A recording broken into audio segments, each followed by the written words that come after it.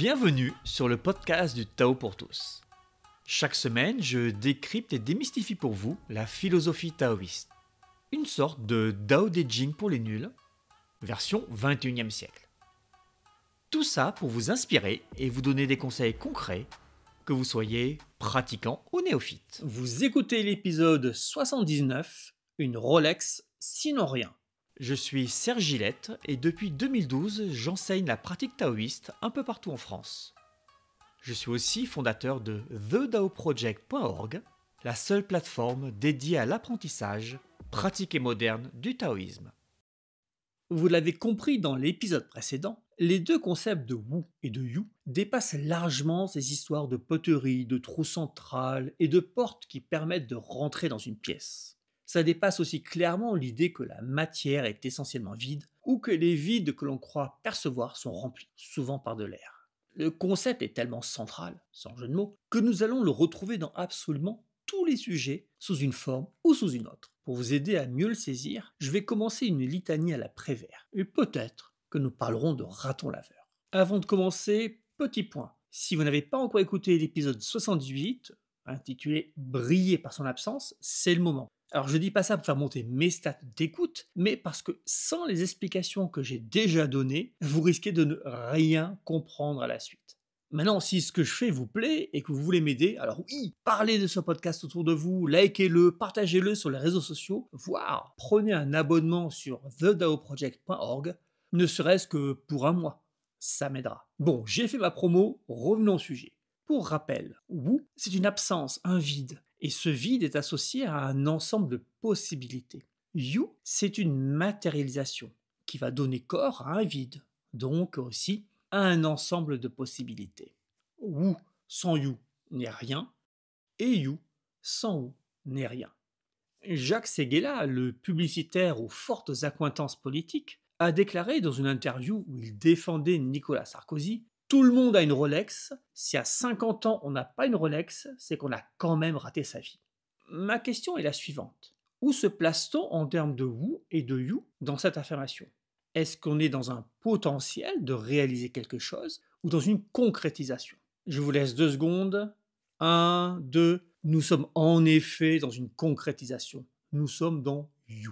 Avec cette affirmation, nous établissons que le succès se mesure par la possession de biens matériels. Nous assimilons réussir sa vie avec compte en banque garni. Mais est-ce vraiment le cas? Je parle de compte en banque bien garni. Quand on y songe un peu, on pourrait très bien avoir une Rolex, mais être fauché, avoir fait faillite, avoir coulé toutes ses entreprises et avoir juste détourné suffisamment d'argent pour s'acheter une montre de luxe, ou l'avoir volée. On confond donc une vie réussie avec un simple signe extérieur de richesse, signe extérieur possédé à un instant T.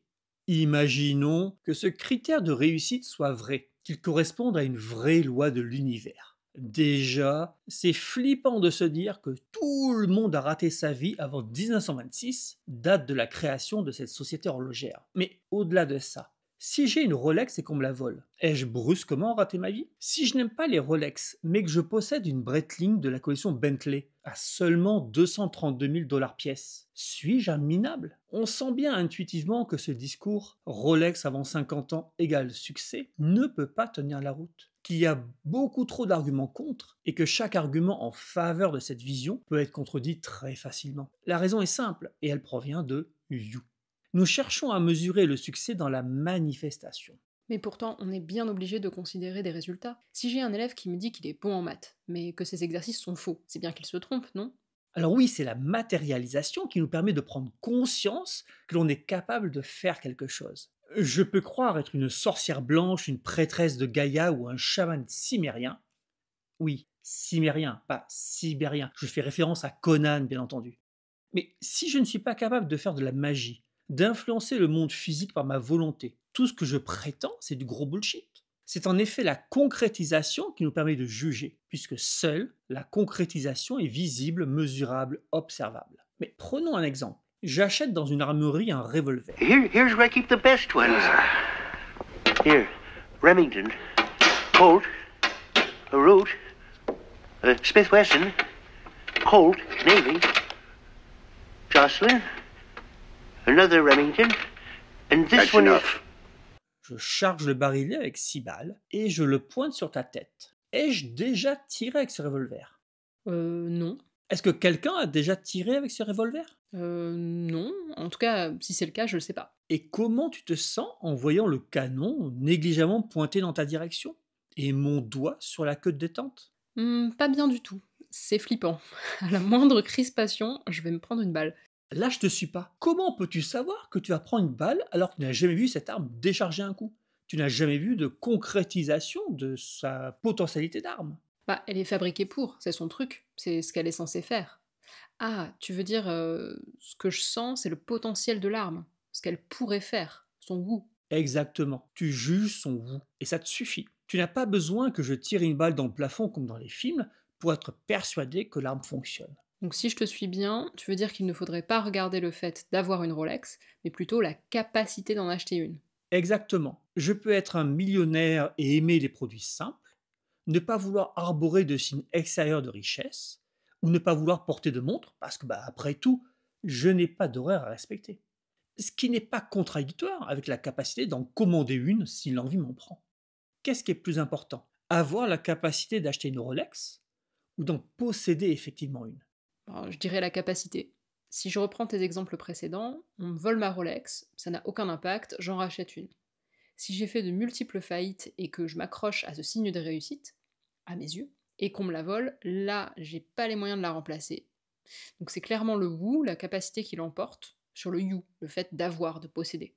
Maintenant, si je te dis que je peux acheter une Rolex, et que donc, selon ces gars-là, je n'ai pas raté ma vie, est-ce que tu me crois? Je pense que je te demanderai des preuves dans ce cas, style que t'en achètes une, ou que tu achètes quelque chose d'un montant équivalent et qui a aussi peu d'utilité, qui soit aussi frivole. Exactement. Donc le potentiel, la capacité, ou le vous, n'est rien si je ne peux pas le matérialiser. Conférer celui qui se croit chaman cimérien parce qu'il danse autour d'un feu en tapant sur un tambour en appelant Chrome et en se moquant des 4 vents. Chrome laughs at your 4 winds. Laughs from his mountain.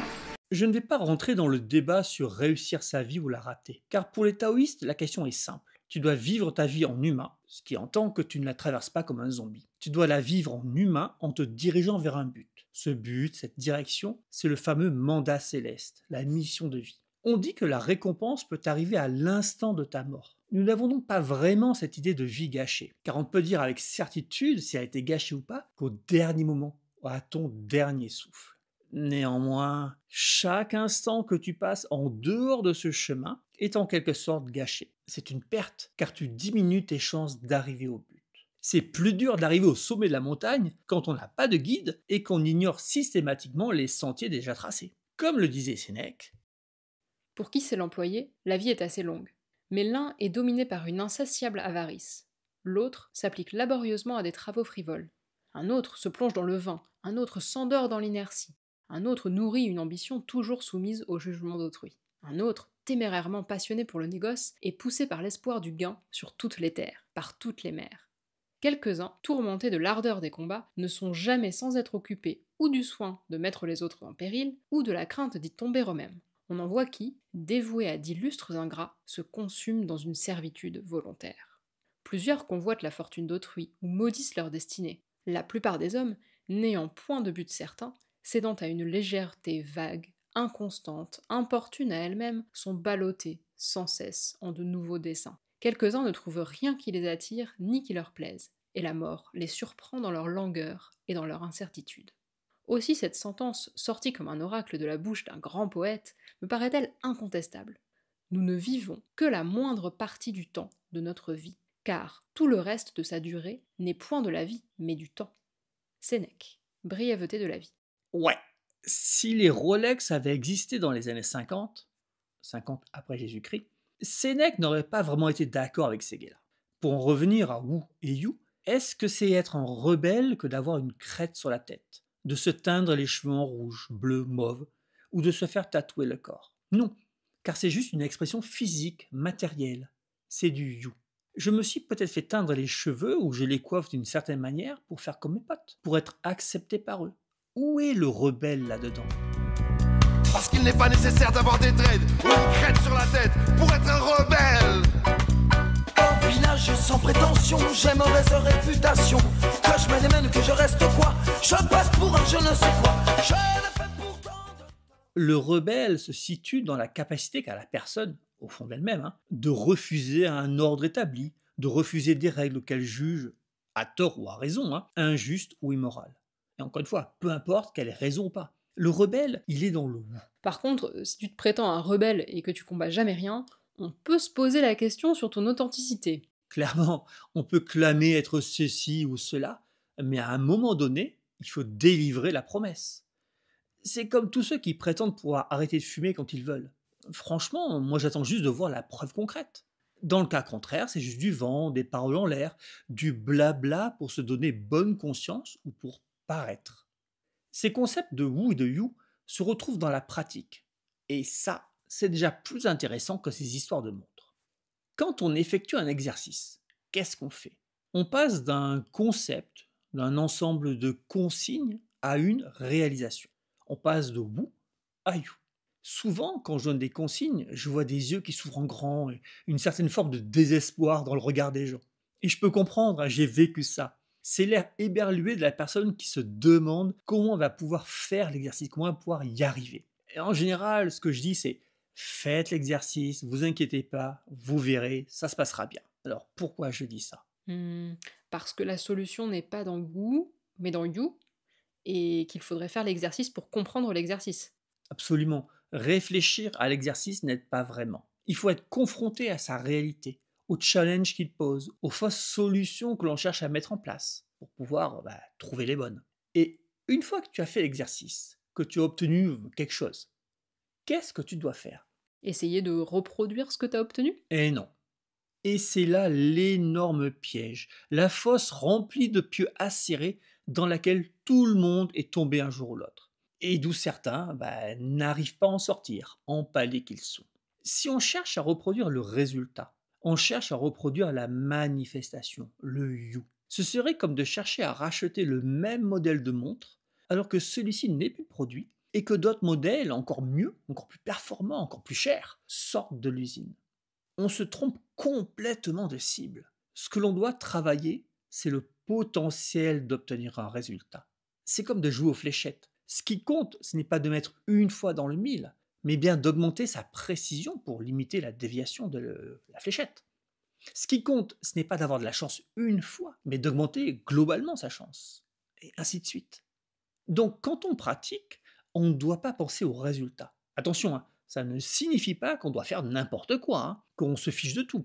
Non, non. Au contraire, on est focus sur ce qu'on doit faire. On est précis sur les consignes de l'exercice, sur les garde-fous de la pratique. On est attentif à ce qu'on fait. Et de là, on laisse le résultat se manifester.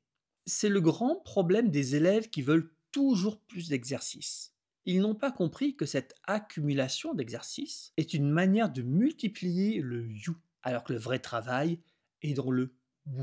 Mais pourtant, on a besoin de beaucoup d'exercices. Oui, c'est vrai. Il faut beaucoup d'exercices, mais pour une autre raison. Pour nous amener à comprendre la nature des choses. Un exercice, c'est comme de regarder une maison depuis, disons, l'Est. Si on veut avoir une meilleure idée du bâtiment, il faudrait aussi le regarder depuis le nord, le sud, l'ouest, depuis le ciel. On multiplie les points de vue, on multiplie les positions, on multiplie les expériences. Mais cette multiplication d'exercices ne doit pas être une course à la médaille. On ne collectionne ni les pins ni les trophées. C'est un moyen pour nous aider, mais si on se cristallise sur le moyen, sur l'accumulation des moyens, on perd de vue ce qu'on cherche à faire. Pour rappel, on dit dans le Dao De Jing que la voie du Dao, c'est chaque jour d'enlever quelque chose. C'est donc pas d'accumuler de plus en plus. Il ne faut pas confondre cerner un problème en l'attaquant de toutes parts avec se disperser et se distraire en se donnant bonne conscience. Si on prend le domaine de la forge, il suffit d'une pierre, d'un marteau et d'une paire de tenailles pour forger un couteau. Pourtant, certains forgerons vont multiplier les outils avec des fours électriques, des sondes thermiques, un poste de soudure à l'arc, une meuleuse d'angle, une ponceuse à bande, de multiples étaux. Ils pensent que l'accumulation de moyens va leur donner la compétence. C'est faux. Ce qui est vrai en revanche, c'est que lorsqu'on a les compétences, et seulement à ce moment-là, la multiplication des outils va augmenter les possibilités et augmenter la facilité de réalisation. Les outils, c'est You. La compétence, c'est Woo. Et chaque exercice doit être vu comme une porte vers la réalisation, comme une porte vers le meilleur soi. Parfois, cette porte est fermée à clé, ou assez gongrouillée ou obstruée par des ronces. Et il faut passer par d'autres portes, d'autres exercices. Ça, c'est ce qu'on doit faire et qu'il ne faut pas confondre avec toujours chercher plus d'exercices, toujours vouloir plus. Pourquoi je demande aux élèves de m'envoyer des vidéos de leurs exercices? Pour les corriger, j'imagine? Oui, mais pourquoi je les corrigerai? Quel est le but? Pour les corriger, j'imagine? Non. Le but est d'amener à une compréhension plus fine de qui on est, de comment on fonctionne, de comment fonctionne l'univers, ou du moins de ce que l'on peut en percevoir. On s'en fiche de faire des cercles corrects. En revanche, essayer de les faire, être confronté à la critique, à sa propre imperfection, corriger, regarder ce qui coince, ça va nous amener des révélations. Et c'est ça qu'on cherche. D'autant plus que ces révélations ne sont pas intellectuelles, mais de l'ordre du Woo. On a désormais la capacité de faire quelque chose. Et cette capacité nous ouvre une porte sous d'autres plus fines, et ainsi de suite. On s'en fiche de faire des cercles. On s'en fiche de faire parfaitement la forme du lotus en fleurs qui broie du noir dans la grotte obscure. Non, ce qui nous intéresse, c'est ce que ça nous apporte en termes de capacité. Le You peut disparaître instantanément, mais le Woo peut en quelque sorte le ramener, puisqu'il est sa source. Le Woo, pour ne pas être un fantasme, doit être expérimenté dans le monde, par You. J'espère que cet épisode vous a un peu plus éclairé sur ces deux notions fondamentales et qui vous fera réfléchir sur votre pratique, sur les exercices, et qui vous éclairera un peu plus sur les raisons qui me poussent à enseigner comme je le fais, à proposer tous les outils que je propose, à aider au travers des séances de questions-réponses, du forum, des pratiques corrigées. Rien n'est fait au hasard. J'avais dans le précédent épisode annoncé la tenue d'un stage de reconnexion à la nature, fin mai, début juin. Ce stage s'est rempli en quelques jours et il est donc complet. Au vu de la demande, je vais organiser une seconde occurrence de ce stage cette année qui se déroulera du 23 au 26 novembre, soit pendant les vacances de la Toussaint. Le lieu n'est pas encore déterminé, ce sera soit en Ardèche, soit dans les Alpes-Maritimes. Et les préinscriptions seront bientôt ouvertes. Et sur ce, je vous souhaite une bonne pratique.